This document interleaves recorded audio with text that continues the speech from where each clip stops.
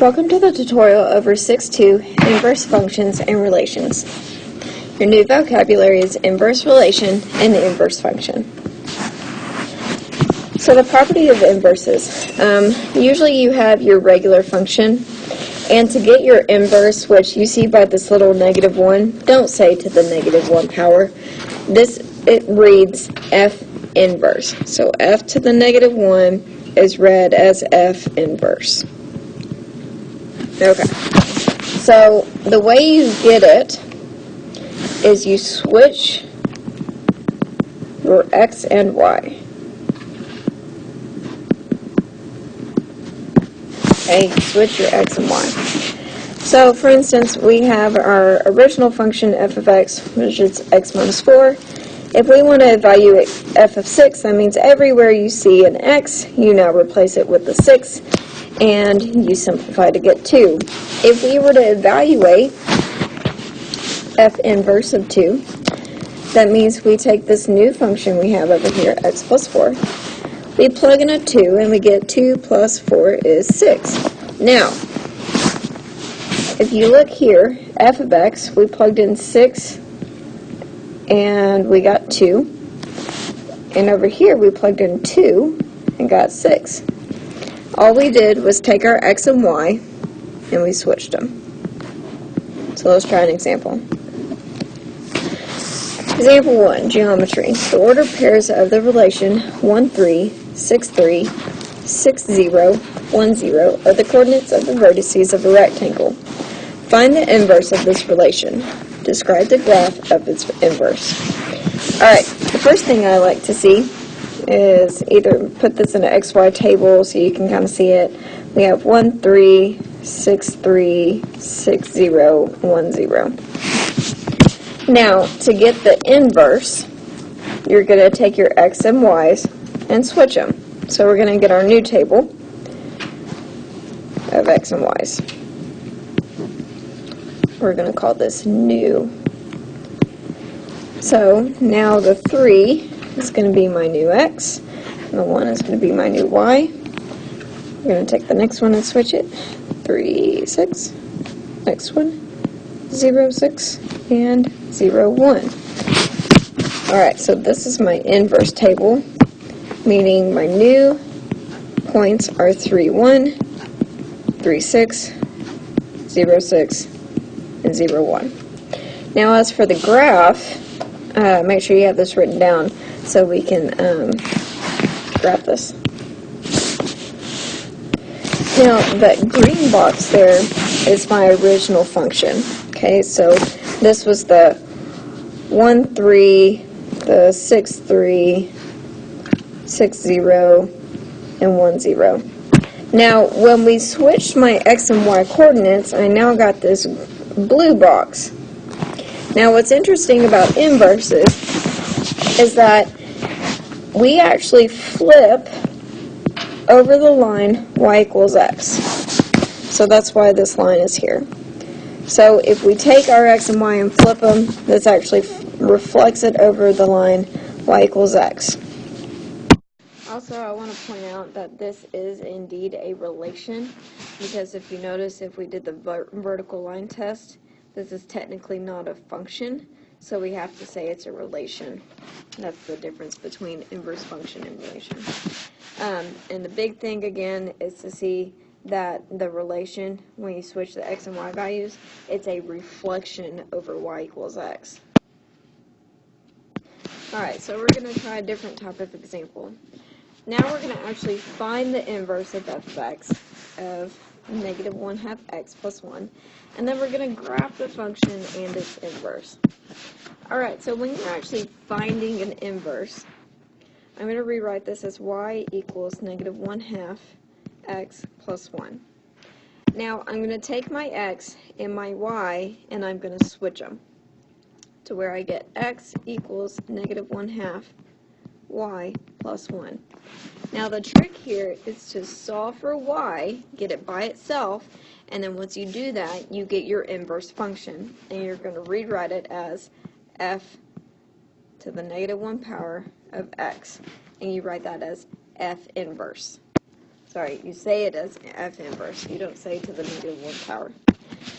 Alright, so now we need to solve for y. We're going to subtract 1 from each side to get x minus 1 equals negative 1/2 y.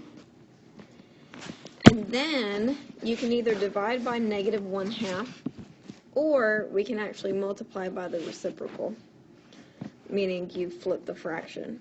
So I'm going to multiply both sides by negative 2 over 1, negative 2 over 1, which is the same thing as negative 2 times x minus 1 is equal to y. These will actually cancel out. And then we get y is equal to negative 2x plus 2. That's if we distribute. Now you actually have to write it with the inverse. So f inverse equals negative 2x plus 2. So again, in those steps, all you had to do was switch x and y, and then solve for y. Alright, so inverse functions, they have this interesting little trick here. If you think back to 6.1, we talked about fog functions, so f of g of x and g of f of x. Inverse functions are actual inverses if and only if their composite functions are the identity function. Meaning, if you stick g of x into f of x, and then you flip it around, when you simplify, you should get just an x left. If that happens, then the two functions that you're testing to be inverses are actual inverse functions. It'll make more sense when we do an example. Example 3 says find the inverse of f of x equals x squared minus 4x plus 1. Then graph the function and its inverse. If necessary, restrict the domain of the inverse to that. It is a function. And I just realized that we did not graph our last example, so let's go back. And we'll go back to that in just a second. Okay, so example 2, we were supposed to graph it, which here's your graph. The blue was your original function, and green was your inverse function, which we found by switching x and y. And you can tell that these are actually flipped over the line y equals x. That's what that dotted line is. Okay, back to our other example. Alright, so f of x is equal to x squared minus 4x plus 1. Alright, so the first thing we need to do is replace f of x with y to get y equals x squared minus 4x plus 1. Step number 2, we're going to switch x and y. So that means everywhere there's an x, you now need to replace it with a y. So we get x is equal to y squared minus 4y plus 1. And now we need to actually solve for y. And we're going to be doing this by completing the square. So the first thing I'm going to do is I'm going to subtract 1 from both sides. And I'm going to get x minus 1 is equal to y squared minus 4y. Next thing I'm going to do is I'm going to complete the square. So remember, you're going to take the middle number, negative 4, divided by 2. You get negative 2. And we take the results and square it. So negative 2 squared is 4.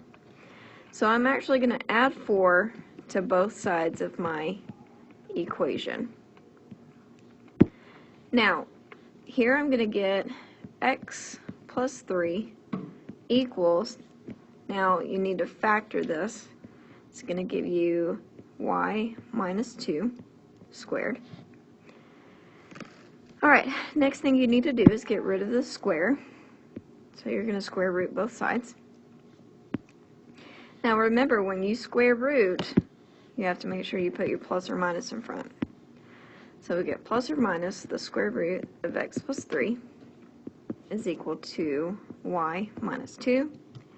And the last step, we're going to add 2 to both sides to get 2 plus or minus the square root of x plus 3 equals y.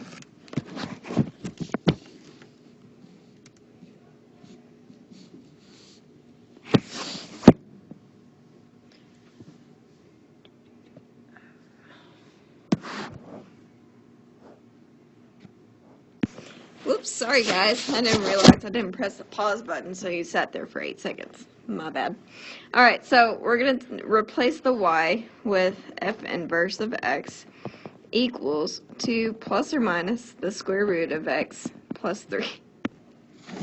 Alright, so remember when we have our plus or minus, we actually have to split this up into two different functions. So 2 plus the square root of x plus 3, or 2 minus the square root of x plus 3. Now, I would plug these both into your calculator to see what the graph actually looks like.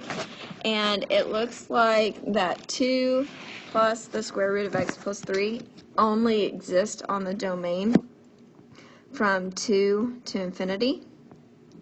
And 2 minus x plus 3 only exists on the domain negative infinity to 2. So that's actually really important on your next problem where you try it by yourself. Because what you have to do is you have to actually see where the function exists and on what domain. So on the problem you're about to get, it'll give you a specific domain and you have to give the correct function. Example number 4, we're going to determine whether f of x is 3/4 x minus 6 and g of x 4/3 x plus 8 are inverse functions. So in order to do that, we're going to take g of x and place it in for x on f of x. So first we're going to try f of g of x. And if they end up being inverse functions, we should get x at the very end. So, everywhere we see an x on f of x, we're going to put a big parenthesis. And now we're going to take g of x and we're going to insert it into the parentheses. So, 4/3 x plus 8. Alright, so now we're going to distribute our 3/4 to get 3/4 times 4/3x plus 3/4 times 8/1 and then minus 6. Alright, so if we multiply straight across, we get 3 times 4, which is 12, and 4 times 3, which is 12. 12 divided by 12 is 1, so we get an x. Here we get 3 times 8, which is 24, and 4 times 1, which is 4, so plus 24/4 minus 6. And 24 divided by 4 is 6, so we get x plus 6 minus 6. Those cancel, and voila, f of g of x is equal to x. Now, you can't just assume that this is going to work out every time, so now you have to switch it and do g of f of x. So, now we're going to do g of f of x. So now look at g of x, and everywhere you see an x, put some big old parentheses. So 4/3, big parentheses, plus x. No, not plus x, plus 8, my bad. Now, we're going to take f of x and insert it into the big parentheses where we used to have an x to get 3/4 x minus 6. And now do the exact same thing. We're going to distribute our 4/3 to get 4/3 times 3/4 x minus 4/3 times 6/1 plus 8. 4 times 3 is 12. 3 times 4 is 12. 12 divided by 12 is x. Well, sorry, 12 divided by 12 is 1, and then we have an x left. Here we have 4 times 6 is 24, so minus 24 over 3 times 1 is 3, plus 8. 24 divided by 3 is 8, so we get x minus 8 plus 8. Those cancel, so we get it equal to x. So with those two problems, we have just justified that f of x and g of x are inverses of one another. Now, had we gotten an answer other than x on either one of those, they would not have been inverses of one another. That's the end of our tutorial. Thanks for watching.